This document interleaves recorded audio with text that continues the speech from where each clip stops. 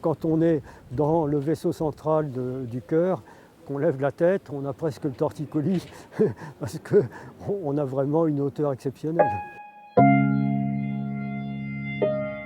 Bonjour, je m'appelle Jean-François Madre, je suis secrétaire de l'association Beauvais-Cathédrale. On se trouve ici au pied de la cathédrale, construite à partir de 1225. Beauvais avait un évêque proche du roi parce qu'il participait au sacre royal. Ce chœur a pour particularité d'avoir les voûtes les plus hautes pour un bâtiment gothique à Beauvais. On a tenté des choses et puis on a quand même abouti à ce qu'il y ait un accident. 12 ans après la fin de la construction du chœur, sans doute lors d'une grande tempête, un arc-boutant a dû céder. Il a fallu autant de temps que la première construction, à peu près 50 ans, pour tout consolider parce qu'on avait très peur qu'un accident se reproduise.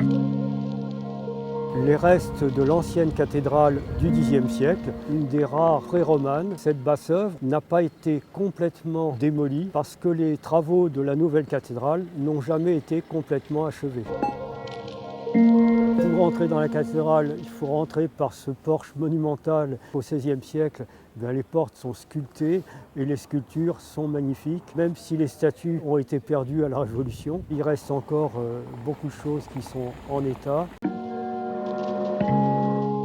L'art gothique, c'est aussi la grande période de développement de l'art du vitrail. Quand on compare les vitraux du XIIIe et du XIVe, on voit nettement les évolutions. On a un travail beaucoup plus minutieux. C'est le cas du vitrail de Saint-Jean. Saint-Jean est représenté sur l'île de Patmos pour montrer qu'il est sur une île. On entoure l'île d'un ruban blanc qui représente la mer et où des poissons ont été dessinés.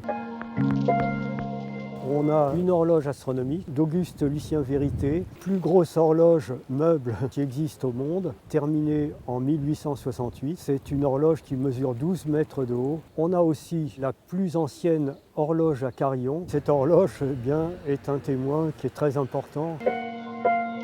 L'idéal, si on veut avoir une très belle vue, c'est d'entrer par la basse-œuvre. Là, on voit le chœur et la hauteur des voûtes qui se dévoilent d'un coup. C'est vraiment vertigineux.